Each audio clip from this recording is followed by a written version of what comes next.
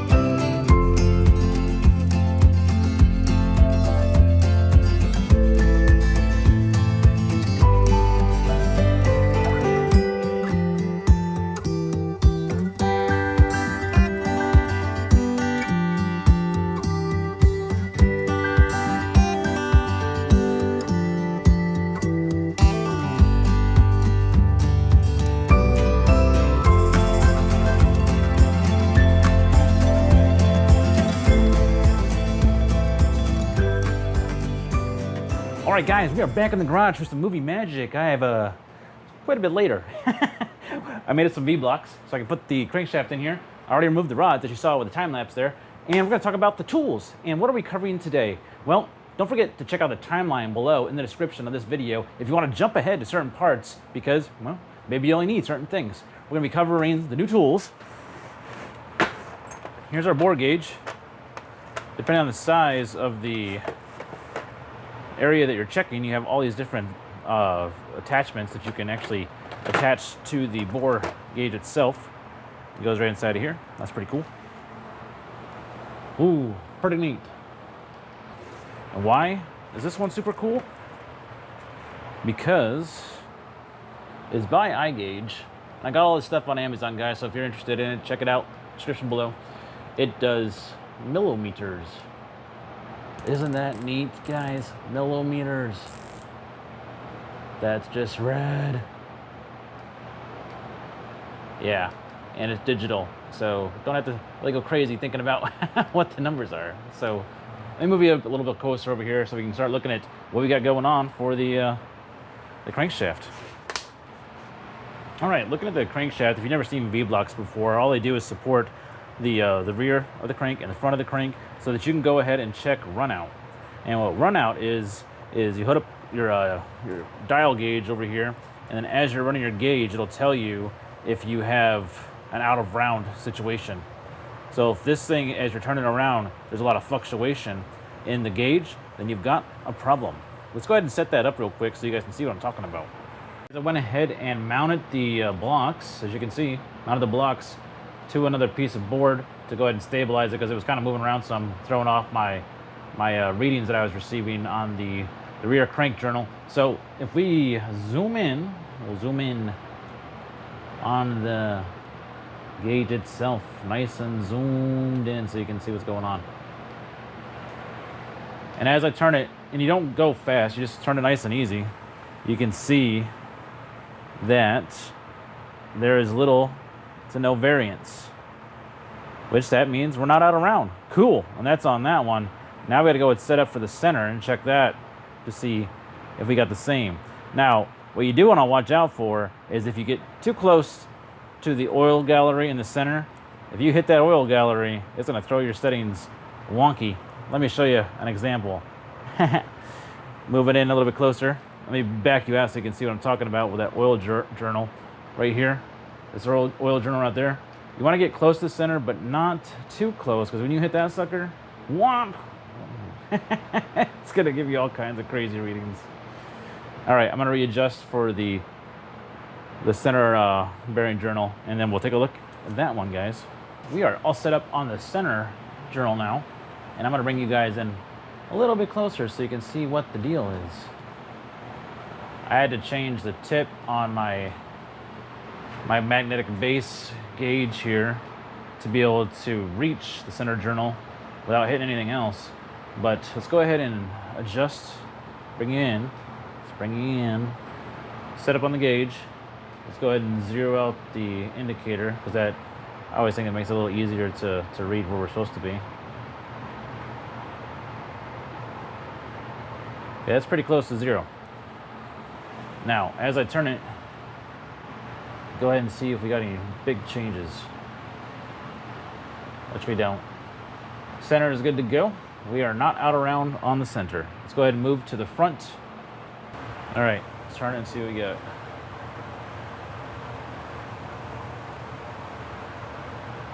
Awesome. That one's got like barely any movement. Sweet. So we don't have an out of round crank. Cool.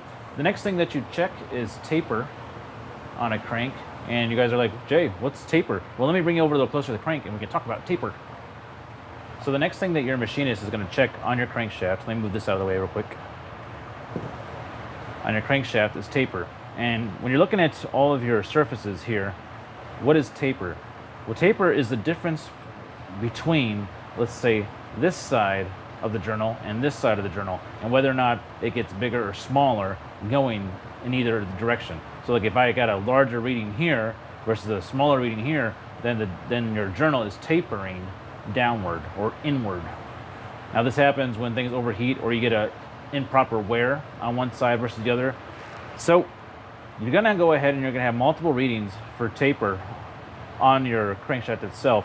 So you're gonna have 1, 2, 3, 4, 5, 6, 7, 8, 9, 10, 11, 12, 13, 14. And we'll be using the micrometer to get these readings. Now, it goes pretty fast when you're checking for taper, but I'm not gonna bore you to death with every single one of them. We're gonna go over one of the journals real quick.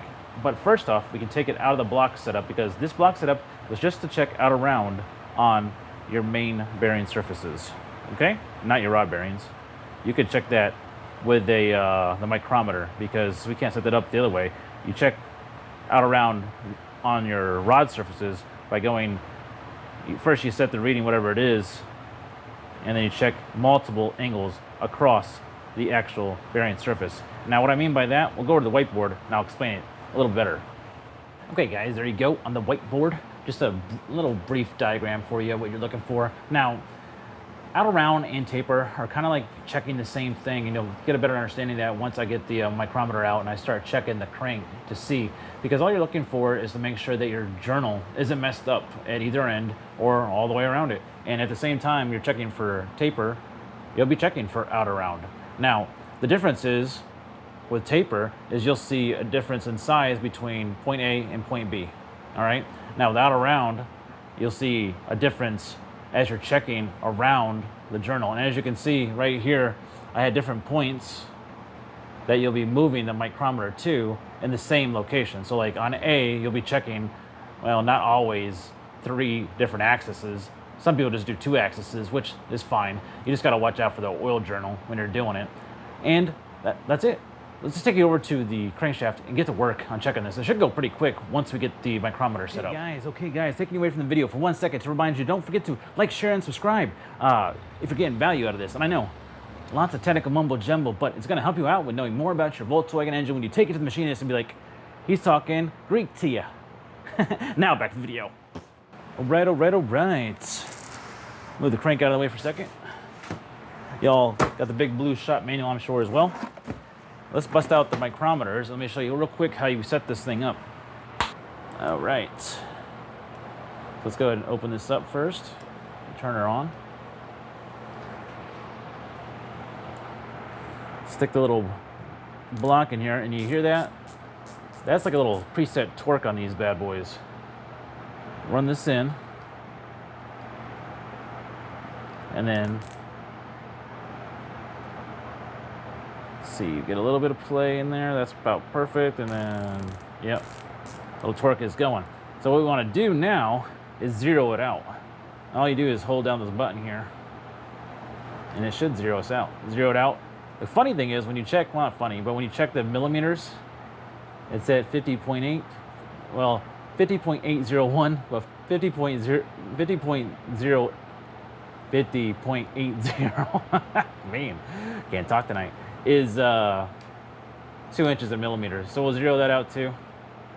And now we are all zeroed out with the block. So now all of our settings are good to go on millimeters. Let's go ahead and check and see what we're sitting at on the crank. And you just want it just snug, but not too snug to where it sits right across the center plane. And you'll feel it.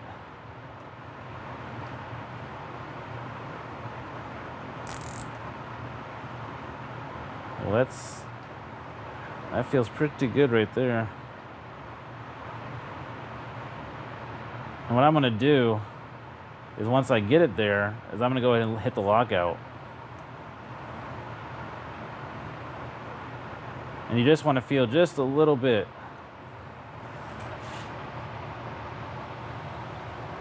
Where it just slides by. Yeah, nice. Yeah. Good. I'm kind of curious if this is the same as the size as the rod journals. Oh, it is. Sweet.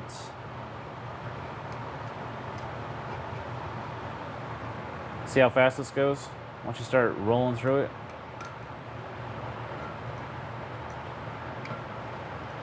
Good. Good. And you just barely feel it catch. That's nice. Good. Good.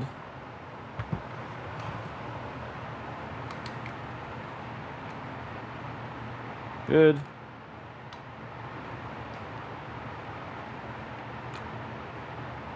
Good. So, all right, man. All the journals check out to be pretty good when it comes to any potential outer roundness or tapering. Now, I'm going to go back through and recheck these for exact measurement. And then I will put it on the board so you guys can see all the numbers to see exactly where we are. But yeah, good to know. Good to know. All right, guys, it is the next day. I'm back in the garage working on getting all my measurements. I'm doing the rods right now, and let me show you something real quick. With stock 40 horsepower rods, to go ahead and stretch out those studs correctly, you got to do this staged torquing.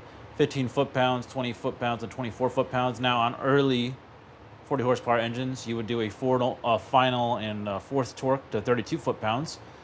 Also put down on here the Newton meters, if you guys are interested in that.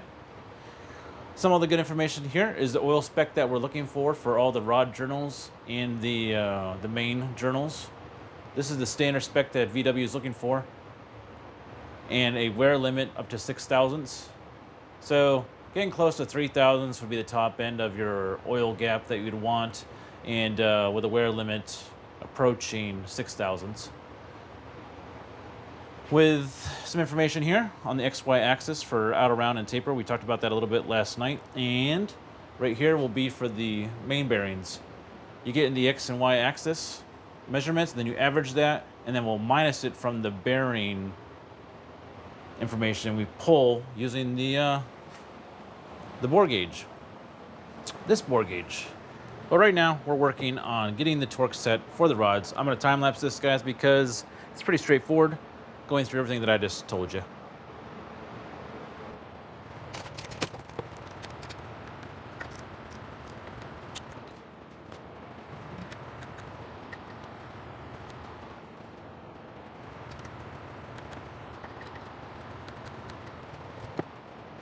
All right, so what we're going to do now is go through the process of checking the inner diameter, the ID of the rod with the bore gauge, and how we set up the bore gauge to check that out. This is our new rod bearings installed.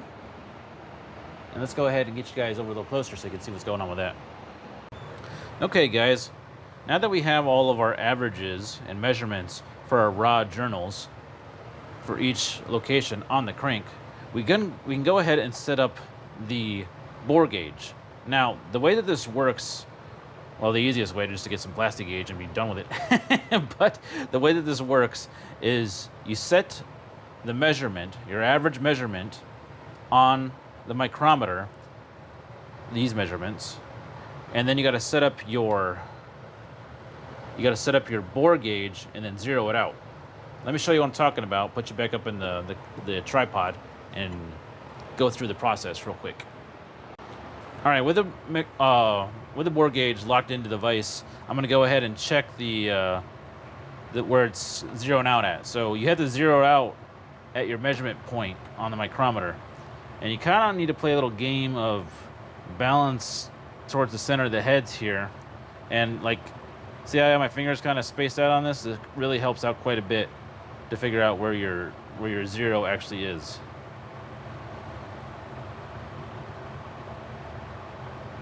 All right, cool. Now what you want to do is rotate. Oh, why are you moving so much? Oh, because I was pushing it. Dang it. My bad. You want to rotate your zero around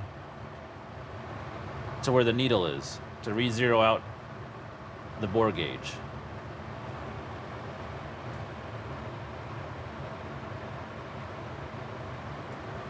And it's a little playing game, but this is how you would blueprint an engine. Now, if you're using plastic gauge, you don't really use plastic gauge to blueprint an engine. This is just you would have to go through and use micrometers and bore gauges to blueprint engine. But there you can see that I'm right around zero. Cool. So when we're looking at the bore gauge, the zero represents the size of the journal. So if we hit the zero, then we'd be having a bearing lockdown. That's when you have an engine that's going to seize, because that means that the bearing size in the rod is the same exact size as your journal. So as we approach zero, that is actually our oil gap. So let's go ahead and stick it inside the rod and see kind of like where we're sitting at for an oil gap.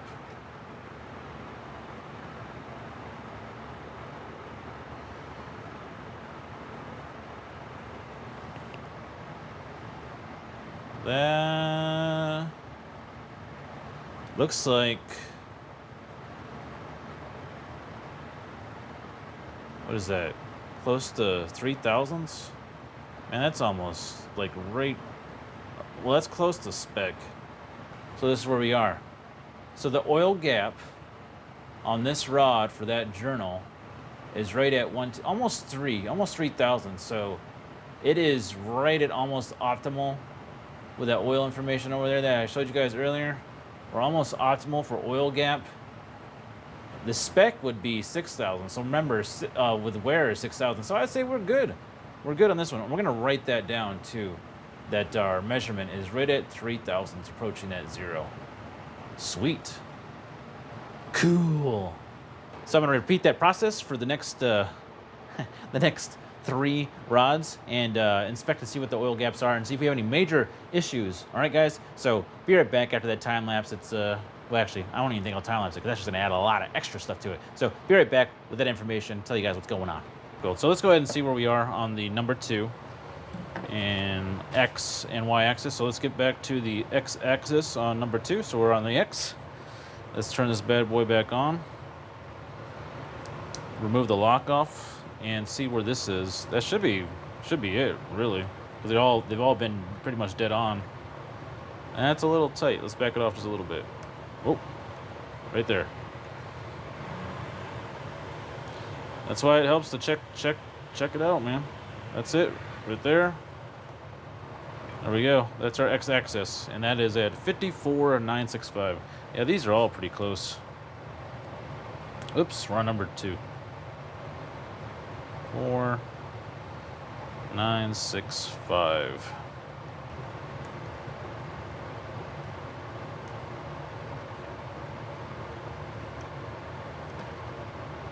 There. There we go. 54,940. It's a little different. All right, guys, let's take it off and check number 1. You gotta be careful where it's like rubs against this thing. Let me turn it upside down. It's still the x-axis. We're just gonna do it in reverse so the crank's not getting in the way.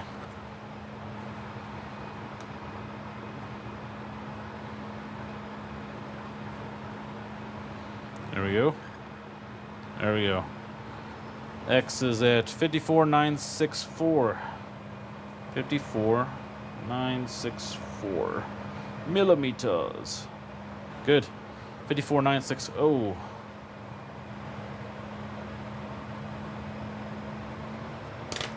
All right, and now for the rear bearing, the number 3. There we go. Yep, there we go. 54,949.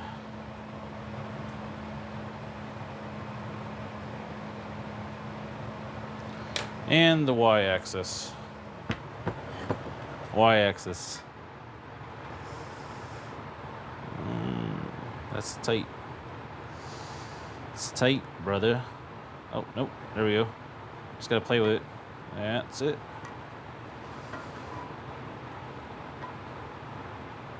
Perfect. 54,949. Hey, one that averages out. So we got our crank measurements here. Now, in all honesty, checking your bearing area here for oil gap is gonna be kind of difficult because there's a certain level of crush that when you torque this down inside of the case that you could check. Now, using plastic gauge maybe on the center main bearing is possible, but on these two, super difficult. So I'm gonna go ahead and check them real quick with the bore gauge just to kind of get an idea of what it's saying. But you have to understand that there's gonna be a certain amount of crush that happens, and once that happens, it's gonna the bearings are going to get a little bit tighter, not very much at all, but a little bit tighter to allow for that oil gap to get where it needs to be. So let me go ahead and check these with the bore gauge real quick, just get an idea what it's showing. So just like we did before, we want to go ahead and set our micrometer to the average measurement that we received on the journals. So let's turn it on and go ahead and move that to the first one for number 1. And that was 54,962. We're unlocked. Cool. 962. 54,962. Lock it down. Are we close at all? You guys see that? We're pretty close. That's really close. It's not off that much.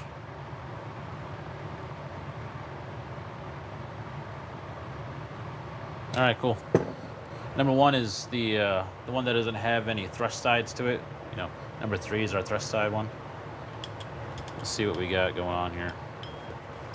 What kind of magic numbers are going to be thrown at this bad boy?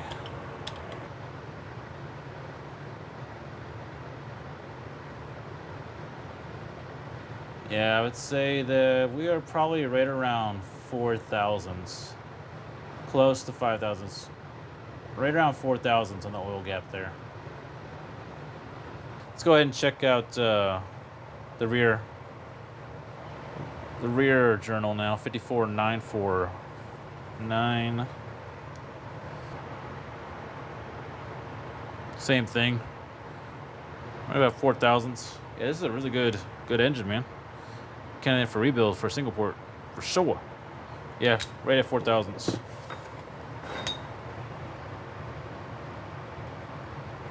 Cool. Now, this little crap rigging I got going on here with this clamp is probably not going to work very well, but we shall see. Yeah, that's crap.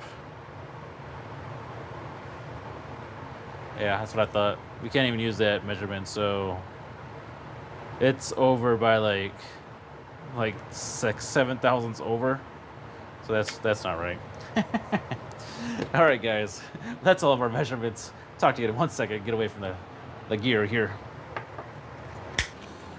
Well, I can tell you, there's a lot involved when it comes to blueprinting your engine. I want to give a shout out to Jim Martin. He's check out his Beetle band.